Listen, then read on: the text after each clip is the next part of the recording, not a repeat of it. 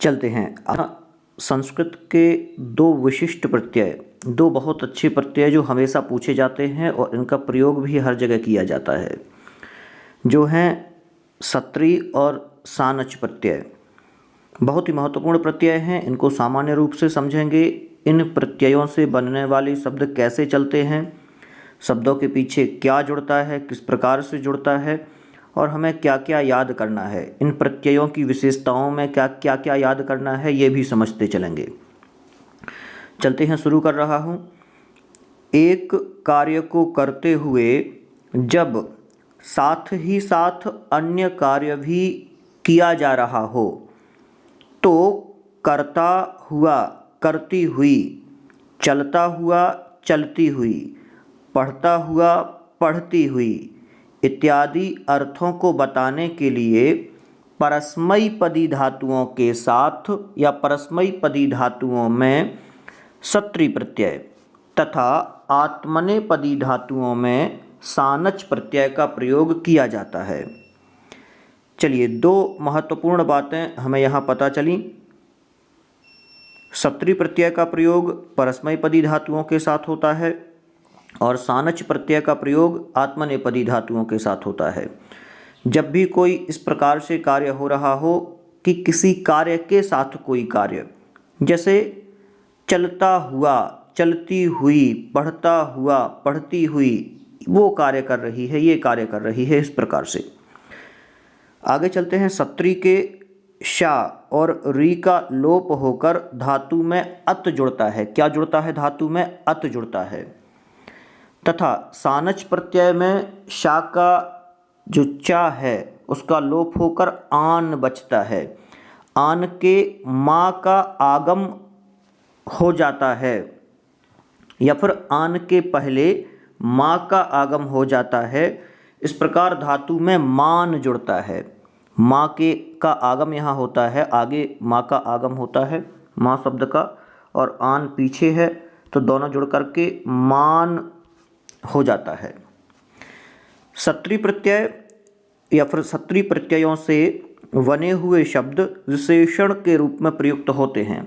एक ये महत्वपूर्ण विशेषता हमें पता चली। सत्री और सानच प्रत्यय से बने हुए जो शब्द हैं वो कैसे हैं? विशेषण के रूप में प्रयुक्त होते हैं। और पहली बात ये थी कि सत्री प्रत्यय का प्रयोग परस्मय पद में और सानच प्रत्यय का प्रयोग आत्मनेपद में होता है। अतः इनके रूप तीनों लिंगों में चलते हैं। जो भी इस प्रत्यय से बना हुआ शब्द होगा उसके रूप तीनों लिंगों में चलेंगे, स्त्रीलिंग, पुल्लिंग और नपुंसकलिंग। कोई भी शब्द हम इनका बनाएं, इसके पहले जो प्रत्यय हमने पढ़े थे उनके कोई रूप नहीं चलते थे, इसलिए वो केवल सिंगल लिख देते थे हम लोग। लेकिन अब तो इनके रूप चलने हैं। जैसे रामः, रामौ, रामाः, पठति, पठतः, पठन्ति, इस प्रकार से धातु रूप। तो क्रियाओं में चूंकि ये जुड़ रहे हैं तो आपके यहाँ धातु रूप चलेंगे। गच्छति, गच्छतः, गच्छन्ति, इसी प्रकार से। तो यहाँ जो शब्द बनेगा उसके भी हम ऐसे ही रूप चलाएंगे। स्त्रीलिंग में चलेंगे, पुल्लिंग में अलग चलेंगे, नपुंसकलिंग के अलग चलेंगे। चलते हैं। पठ धातु। पठ धातु कैसी है? परस्मैपदी धातु है। परस्मय पद में चलती है तो इसमें सत्री प्रत्यय लगेगा। क्या बचेगा? अत बचेगा। तो जब पुल्लिंग में चलाएंगे तो पठन बनेगा, स्त्रीलिंग में पठन्ति और नपुंसकलिंग में पठत शब्द बनेगा। तीनों लिंगों में अलग अलग शब्द बनेंगे, ये आपको थोड़ा सा ध्यान रखना है। लिख सत्री, लिख धातु में सत्री प्रत्यय जुड़ा, लिखन, लिखन्ति और लिखत। शेव में सानच प्रत्यय लगा, सेवमानः, सेवमाना, सेवमानम। मुद धातु में सानच प्रत्यय, मोदमानः, मोदमाना, मोदमानम। व्रत धातु में वर्तमानः, वर्तमाना, वर्तमानम। ये आपको समझ में आया होगा मैं क्या कह रहा हूँ कि वहाँ तो केवल अव्यय शब्द बनते थे तो स्त्रीलिंग, पुल्लिंग, नपुंसकलिंग में वो रूप नहीं चल रहे थे, लेकिन यहाँ जो शब्द बनेंगे वो तीनों लिंगों में चलेंगे। तो पुल्लिंग में जब चलेगा तो पठन बनेगा, स्त्रीलिंग में चलेगा तो पठन्ति बनेगा और नपुंसकलिंग में पठत बनेगा। इतना आपको याद रखना पड़ेगा। पुल्लिंग में ना लास्ट में रहेगा, स्त्रीलिंग में ई रहेगा या बड़ा आ रहेगा और नपुंसकलिंग में अधिकतर ता और मा रहेंगे। तो आपको ये याद करने हैं। वाक्य में प्रयोग करते हुए सत्री सानच प्रत्ययान्त शब्दों में उसी लिंग, उसी विभक्ति और वचन का प्रयोग होता है जो विशेष्य का होता है। ठीक, इतना भी आपको ध्यान रखना है। उसी लिंग का प्रयोग होगा वाक्य में प्रयोग करते समय, उसी विभक्ति का प्रयोग होगा और उसी वचन का प्रयोग होगा। यदि स्त्रीलिंग में है तो स्त्रीलिंग की विभक्ति का प्रयोग, वचन जो रहेगा उसका प्रयोग। तो इस प्रकार से आपको याद रखना है। जैसे पिता गच्छन्तं पुत्रं भोजनाय कथयति। पिता जाते हुए पुत्र को भोजन के लिए, भोजनाय लिखा है तो यहाँ चतुर्थी विभक्ति है। कथयति मतलब कहता है। इस वाक्य में पिता किस प्रकार पुत्र को भोजन के लिए कह रहा है? इसके उत्तर में जाते हुए पुत्र को है। इसका उत्तर क्या है? जाते हुए पुत्र को है। अतः पुत्र के विशेषण में गच्छत शब्द में द्वितीय विभक्ति का प्रयोग होकर गच्छन्तम पद बना। क्या बना? गच्छन्तम। तो द्वितीय का प्रयोग होना था, इस कारण से यहाँ पर गच्छन्तम बना, क्योंकि विशेषण के हिसाब से यहाँ पर विभक्ति और वचनों का प्रयोग होना है दोनों में। आगे चलते हैं। इसी प्रकार अन्य वाक्यों को भी समझा जा सकता है। एक बार और देख लेते हैं। इस वाक्य में पिता किस प्रकार पुत्र को भोजन के लिए कह रहा है? इसके उत्तर में जाते हुए पुत्र को है। इसका उत्तर उन्होंने दिया किस प्रकार से, किस प्रकार का पुत्र था? जाता हुआ पुत्र था, जा रहा था। अतः पुत्र के विशेषण रूप में, तो पुत्र विशेषण हो गया, तो उस विशेषण रूप में द्वितीय विभक्ति होनी है। इस प्रकार से समझना है। आगे चलते हैं। विद्यालयं गच्छन्तीभिः बालाभिः मार्गे कपोताः दृष्टा माता सेवमानाय पुत्राय आशीः ददाति। ये बहुत सारे वाक्यों के प्रयोग हैं, लेकिन आपकी परीक्षा में कैसे पूछे जाएंगे तो वहाँ सीधा दे देंगे गम प्लस क्षत्री बराबर में क्या बनेगा, आपको ये बताना है। इस प्रकार से वाक्यों में प्रयोग बहुत कम पूछे जाएंगे, डायरेक्ट ऐसा पूछा जाएगा तो आपको बताना पड़ेगा गच्छत या क्या कोई सा भी शब्द है वो। सः उच्चैः पश्यन् पतति, वह ऊंचा देख करके गिरता है, या फिर ऊपर देखता है तो इसलिए गिरता है। चलंती बालिका मार्गम पृच्छति, चलती हुई बालिका मार्ग पूछती है। चलंती देखिए यहाँ पर लगा क्योंकि बालिका स्त्रीलिंग है। सा मतलब स्त्रीलिंग शब्द है। सा कम पश्यन्ति गच्छति, तो पश्यन्ति शब्द में हमने स्त्रीलिंग का रूप चलाया है, स्त्रीलिंग में लिखा है पश्यन्ति को। चलते हैं आगे। यहाँ कुछ रूप दिए हुए हैं, उनसे बनने वाले शब्द यहाँ पर बता दिया कि ये शब्द बनेगा, और उस शब्द के स्त्रीलिंग, पुल्लिंग और नपुंसकलिंग रूप ये चलेंगे। मतलब धातु में जब सत्री प्रत्यय जुड़ेगा तो ये शब्द बनेगा, और इस शब्द के तीनों वचनों में रूप चलना है, तो तीनों वचनों के आगे दिए हुए हैं। देखें, गम सत्री गच्छत बनेगा, पुल्लिंग में गच्छन गच्छन्ति और गच्छत बनेगा। पुल्लिंग में गच्छन, स्त्रीलिंग में गच्छन्ति और नपुंसकलिंग में गच्छत बनेगा। दृश धातु में सत्री प्रत्यय लगने पर पश्यत बनेगा, क्योंकि दृश धातु का पश्य हो जाता है। पश्यन पश्यन्ति पश्यत। दा धातु में सत्री प्रत्यय लगने पर ददत बनता है। ददत का यच्छत यच्छन्ति यच्छत बनेगा। पा धातु का पिबत बनता है, तो पिबन पिबन्ति पिबत हो जाएगा। भू धातु का भवत बनता है, भवत भवन्ति या भवन भवन्ति भवत बनेगा। पच धातु का सत्री प्रत्यय लगने पर पकाता हुआ पचत पचन्ति, या फिर पचत तो बनेगा शब्द, पचन पचन्ति पचत। प्रच्छ धातु में सत्री प्रत्यय पृच्छत बनेगा शब्द, पृच्छन पृच्छन्ति पृच्छत बनेगा। इसी प्रकार से नी धातु में सत्री प्रत्यय लगने पर नयत बनता है, ले जाता हुआ, नयन नयन्ति नयत बनेगा। नृत धातु में सत्री प्रत्यय लगने पर नृत्यत बनेगा, नाचता हुआ, नृत्यन नृत्यन्ति नृत्यत बनेगा। चुर धातु में सत्री प्रत्यय लगने पर चोरयत शब्द बनता है, तो चोरयन चोरयन्ति चोरयत बनेगा। गण धातु में सत्री प्रत्यय लगने पर गणयत बनता है, तो गणयन गणयन्ति गणयत बनेगा।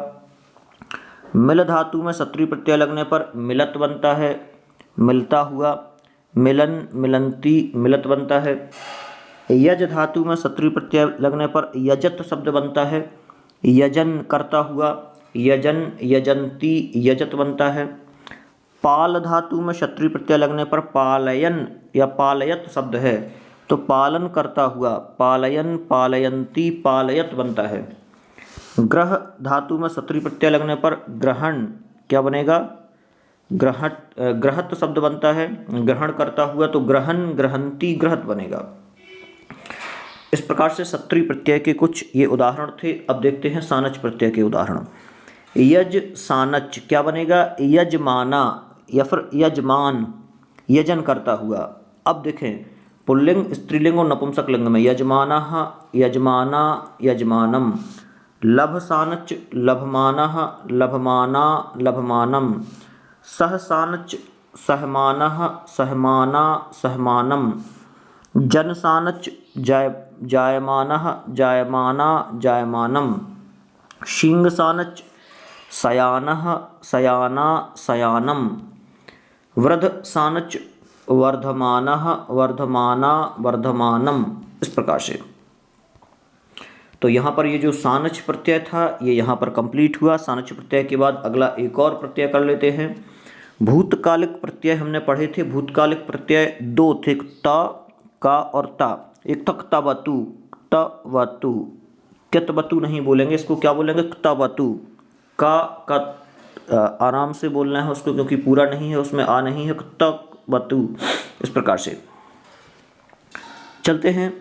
भूतकालिक क्रिया के अर्थ में धातु से क्त एवं तवतु प्रत्यय का प्रयोग किया जाता है। क्त प्रत्यय सकर्मक धातुओं से कर्म अर्थ में, अकर्मक धातुओं से भाव अर्थ में, तथा तवतु प्रत्यय कर्ता अर्थ में होता है या कर्ता अर्थ में इसका प्रयोग होता है। गत्यर्थक तथा अकर्मक धातुओं से कर्ता अर्थ में क्त प्रत्यय का प्रयोग होता है। तो ये इसके प्रयोग की विशेषताएं हैं। त प्रत्यय का प्रयोग सकर्मक धातुओं से कर्म में होता है और अकर्मक धातुओं से भाव में होता है, लेकिन तवतु प्रत्यय का प्रयोग कर्ता अर्थ में ही होता है। इतना अपन को थोड़ा सा याद रखना है। कुछ धातुओं में क्त और तवतु प्रत्यय युक्त पद निम्नलिखित हैं। तो यहाँ पर ये पद बता दिए हैं और इसमें भी तीनों लिंगों में चलते हैं। तो तीनों लिंगों की हमें याद रखना है। गम धातु में क्त प्रत्यय लगा तो गतः, स्त्रीलिंग में गता और नपुंसक लिंग में गतम बनेगा। क्री धातु से कृतः कृता कृतम बनेगा। पा धातु से पीतः पीता पीतम बनेगा। शु धातु से श्रुतः श्रुता श्रुतम बनेगा। क्री धातु से क्रीता क्रीतः क्रीता क्रीतम बनेगा। भक्ष धातु से भक्षितः भक्षिता भक्षितम बनेगा। इष धातु से इष्टः इष्टा इष्टम बनेगा। सेव धातु से सेवितः सेविता सेवितम बनेगा। दृष्टः दृश धातु से दृष्टः दृष्टा दृष्टम बनेगा। त्रस धातु से त्रस्तः त्रस्ता त्रस्तम बनेगा। तो इस प्रकार से अगला है तवतु प्रत्यय। इससे कैसे शब्द बनेंगे? गम धातु में तवतु प्रत्यय लगने पर गतवान बनता है, ये थोड़ा सा याद रखना है। स्त्रीलिंग में गतवती बनेगा, नपुंसक लिंग में गतवत बनेगा। क्री धातु में कृतवान बनेगा, कृतवती बनेगा और कृतवत बनेगा। अब पूछे कैसे जाएंगे तो आपसे ऐसे ही पूछे जाएंगे। गम धातु में तवतु प्रत्यय लगने पर क्या बनता है? गतवान। ये उत्तर हो जाएंगे। ऐसे तीनों में से एक कोई रहेगा तो आपको वहाँ लिखना पड़ेगा। ऐसा भी पूछ सकते हैं श्रुतवान में कौन सा प्रत्यय है, तो आपको बताना पड़ेगा श्रुतवान शब्द में कौन सा प्रत्यय है, तो आपको बता देना है क्तवतु प्रत्यय है। इस प्रकार के प्रश्न पूछे जाएंगे। 2-3 प्रकार के प्रश्न पूछे जाते हैं यहाँ पर, तो उनको आपको याद करते चलना है। एक और पूछ लेंगे कि श्रुतवान शब्द में कौन सा प्रत्यय है, तो आपने लगा दिया। ऐसा भी पूछ सकते हैं कि गम धातु में तवतु प्रत्यय लगने पर क्या शब्द बनेगा, या फिर ऐसा पूछ सकते हैं क्तवतु प्रत्यय से बनने वाला शब्द यहाँ पर कौन सा है। 4 शब्द वहाँ पर दे देंगे तो आपको उनमें से बताना पड़ेगा। ऐसे पूछ लेते हैं। श्रु क्तवतु श्रुतवान बनेगा, श्रुतवती बनेगा, श्रुतवत बनेगा। ये सब आपको याद करना है तीनों लिंगों के। क्री धातु क्रीतवान, भक्ष धातु भक्षितवान, इष्ट धातु इष्टवान, सेव धातु सेवितवान, दृश्य धातु दृष्टवान, क्षिप धातु क्षिप्तवान, ग्रह धातु गृहीतवान, चिंत धातु चिंतितवान, चुर धातु चोरितवान, ज्ञा धातु ज्ञातवान। इस प्रकार से कितवतु प्रत्ययान्त शब्दों के रूप भी तीनों लिंगों में चलते हैं। भूतकाल की क्रिया के लिए कितवतु प्रत्ययों के प्रयोग का छात्रोपयोगी लाभ यह है कि वाक्य में क्रिया को पुरुषानुसार नहीं बदलना पड़ता। रामः अगच्छत, रामः गतवान, रमा अगच्छत, रमा गतवती। इस प्रकार से अहम अगच्छत, अहम गतवान या अहम गतवती। त्वम अगच्छत, त्वम गतवान या गतवती। इस प्रकार से त्वम गतवती। कितवतु प्रत्ययान्त शब्दों के रूप पुल्लिंग में भवत और स्त्रीलिंग में नदी तथा नपुंसक लिंग में जगत के समान चलते हैं। तो इसी प्रकार से गतवान, गतवन्तौ, गतवन्तः, गतवती, गतवत्यौ, गतवत्यः, गतवत, गतवती और गतवन्ती। इस प्रकार से छात्रः गतवान, छात्रा गतवती और मित्रम गतवत। मतलब छात्र स्त्री पुल्लिंग है, छात्रा स्त्रीलिंग और मित्र नपुंसकलिंग, तीनों चीज़ें। छात्रौ द्विवचन, गतवन्तौ छात्रे गतवत्यौ और मित्रे गतवती। इसी प्रकार से बालाः गतवन्तः, बालिका गतवत्यः, मित्राणि गतवन्ती। आगे चलते हैं। त प्रत्यय युक्त क्रिया के प्रयोग में अर्थात कर्तृवाच्य में कर्ता तृतीयांत तथा कर्म प्रथमांत होता है। क्रिया के लिए लिंग वचन भी कर्म के अनुसार होते हैं, ये याद रखना है। जैसे रामेण घटः पूरितः, रमया घटा पूरितः, तेन पुस्तकं पठितः, क्त प्रत्यय लगना है। तया पुस्तकानि पठितानि, मित्रेण भोजनं कृतं, छात्रैः कथा पठिता, आचार्यैः छात्राः पठितः। ये कुछ नियम हैं जो ये तो आपकी परीक्षा में ज़्यादा नहीं पूछे जाएंगे, लेकिन फिर भी इनको अपन एक बार पढ़ लेते हैं थोड़ा सा, जिससे आपके दिमाग में रहे। ता प्रत्यांत शब्दों का प्रयोग जब भूतकालिक विशेषण के रूप में होता है, भूतकालिक विशेषण के रूप में बोल रहे हैं, तो क्या होगा? तब ता प्रत्यांत शब्द में लिंग विभक्ति एवं वचन का प्रयोग भी विशेष्य के अनुसार होगा, ये याद रखना है। छात्राः पठितं पाठम गृहे पुनः पुनः पठति, छात्र पढ़े हुए पाठ को घर पर बार बार पढ़ता है, दोबारा दोबारा पढ़ता है। छात्रः कक्षायां पठितान् पाठान् गृहे स्मरति, छात्र कक्षा में पढ़ा हुआ पाठ घर पर स्मरण करता है। बालः पठितां हास्य कथां स्मृत्वा हसति, बाल या बालक पढ़ा हुआ या पढ़ी हुई हास्य कथा को स्मरण करके हंसते हैं। आचार्यः पठितानां पाठानां पुनरावृत्तिं कर्तुं कथयति, आचार्य पढ़े हुए पाठ की पुनरावृत्ति करने के लिए कहते हैं। आगे चलते हैं। जाना, चलना इत्यादि अर्थ का या अर्थ की धातुओं, कर्म धातुओं तथा श्लिष्ट शी, स्था, आस, सह इत्यादि धातुओं से क्त प्रत्यय कर्तृवाच्य में भी होता है, अर्थात इन धातुओं का वाक्य में अकर्मक प्रयोग होने पर क्त प्रत्यय का प्रयोग होते हुए भी कर्ता में प्रथमा का प्रयोग किया जाता है।